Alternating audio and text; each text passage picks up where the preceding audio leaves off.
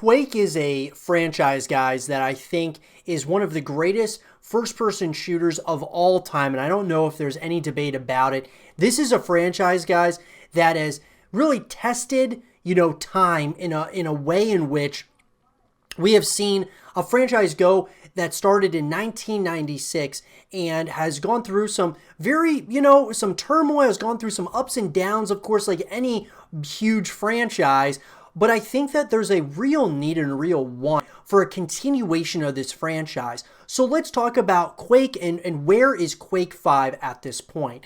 So guys, like I said, Quake started in 1996, and you had a number of different mission packs that came out following the original Quake game, which to this day, guys, is one of my just favorite first-person shooter games ever. I thought it was absolutely incredible. You had Quake 2 in 1997, so 1 year later, had more mission packs, and then you had Quake 3 Arena come out 2 years after that in 99, had one Team Arena come out, and then Quake 4 came out in 2005, so a number of years later it came out, and then you had Enemy Territory Quake Wars in 2007, Quake Live in 2010, and then Quake Champions 8 years later in 2018. And since Quake Champions, we haven't gotten anything else. Quake Champions is specifically a multiplayer experience, no story mode, nothing of that nature.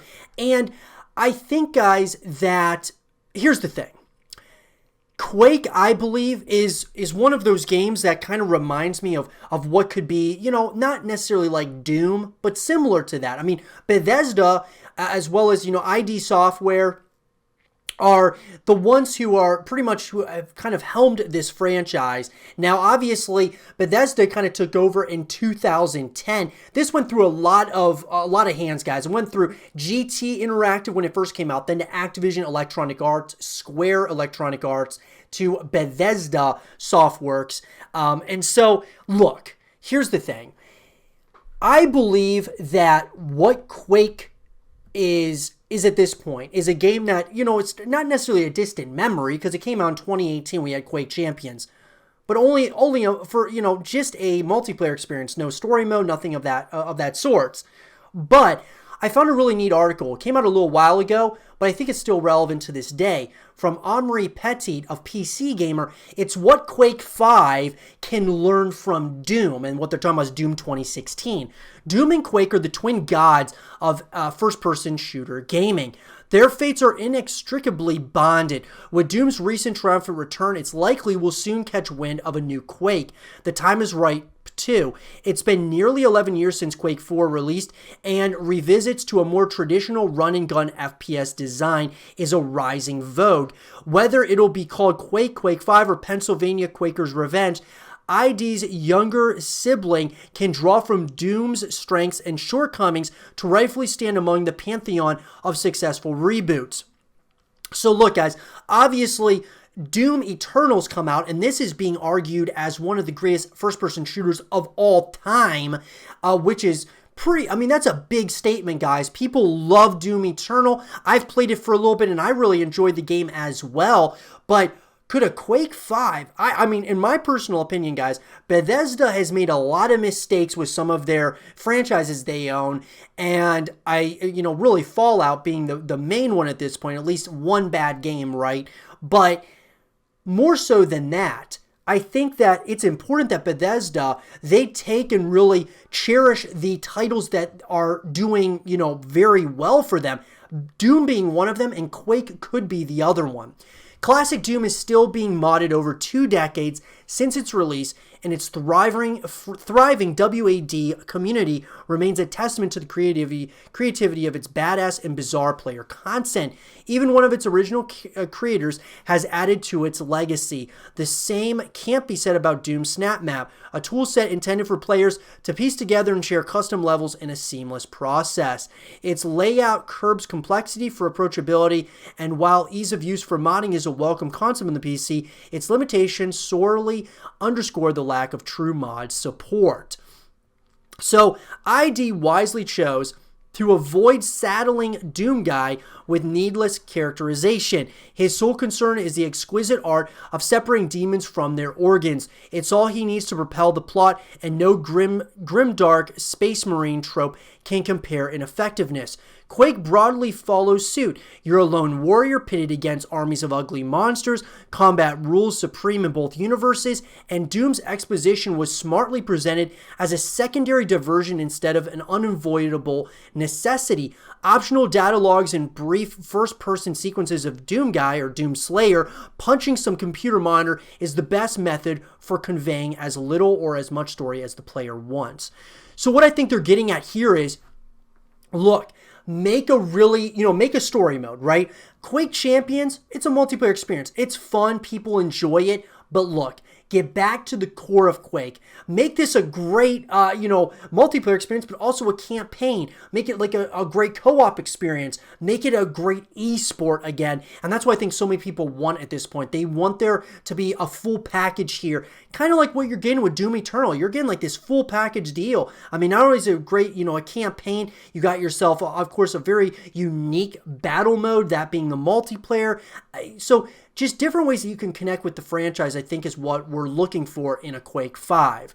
So a jaunt into the demonic home realm of eternal torment is an inevitable checkmark on Doom Guy's itinerary.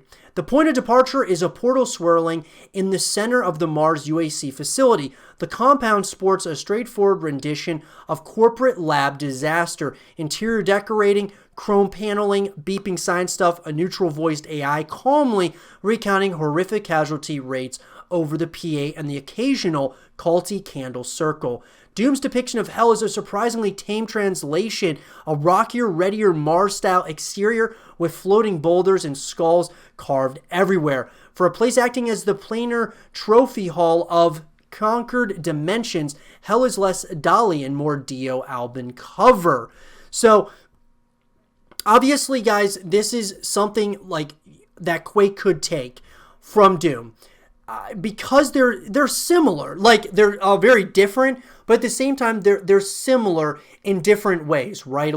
Some of the movement and things of that nature kind of feel similar. Both Doom and Quake shaped the very fiber of FPS movement. Their influence is used to this day. Mouse look, sprinting, and sustained momentum were all molded by Doom's simple controls and Quake's 3D evolution.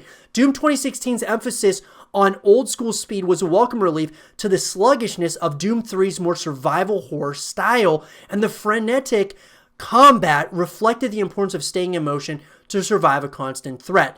Quake is no stranger to this concept. It practically heralded the rise of bunny hopping and trick jumping in multiplayer and speed running circles decades ago. And that's so true, guys. I mean, really, Quake was such an innovative first-person shooter. And I think Doom was too, but I think Doom is actually has grown in so much more popularity since Doom 2016, and now with Doom Eternal, man, I mean, this fan base is starting to absolutely flourish. ID wanted Doom's multiplayer to embody the genre's modern standards, a progressive system, loadouts, and so on, but it also didn't want to stray too far off the path beaten by successful games which, paradoxically, elaborate on Doom's own format over the years. Those contrasts didn't translate into standout material. Sprinkling an area with jump pads and having rockets flying everywhere isn't some sort of magical pedigree for an arena shooter. And locking away weapons behind the progression system didn't gel with the equal footing ethos many came to expect from ID. So look, this is Quake 5's moment to shine brightly with a strongly defined multiplayer. It boasts the advantage of utilizing an experienced framework tempered by Doom's easily avoidable inconsistencies and the heritage of Quake 3's competitive heyday. Its weapons and power-ups should evoke the same breathy reference as the railgun, rocket launcher, and quad damage instead of falling short of character. It should forge heady memories as strong as a free-for-all night on the longest yard. Should Quake stay strong with its identity, it may emerge once more as the flag bearer for arena gaming. And I gotta say, guys, I can't disagree with that. I really can't. I think if Bethesda and ID Software, if they take some of the things that they learned from Doom 2016 and Doom Eternal, put those things to the test with Quake, Quake 5, in my opinion, is going to make a massive comeback. Absolutely massive comeback.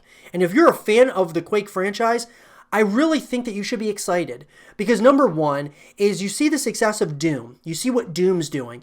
And obviously, you want to see that same success for Quake, and I do as well. I want to see Quake as a massive first-person shooter game in this space, and I think it would be great. The arena shooter, I really believe, could be something special, especially moving into the next generation of consoles.